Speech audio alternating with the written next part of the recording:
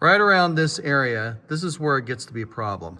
All around through here and down through here, we can use our felts and our mutes and whatever else around here. But the felts don't work up here, and the triangular little rubber mutes that are usually in kits just don't work out too well. This is where this comes into play. These are little caps that you can buy a whole mess of these on Amazon, and they're meant to put on like the tips of screws and things like that. And they come in all various different shapes and sizes, and you have multiple caps. Sorry, I'm getting in the way of my miner's lantern. You have multiple caps within each little bag. So you have different sizes that you can work with.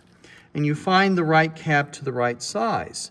But that's not all that you have to do something extra. Now what I've used is a Q-tip stick, and it's got enough of an end in here that you can use it as a handle.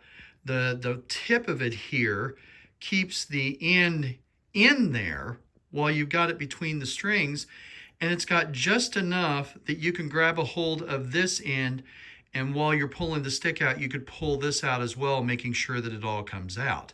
But you can use anything that you want, but the deal is you have to put something inside of it to be able to keep it from collapsing, because those strings in between the strings are not very giving, and they'll squish the little cap.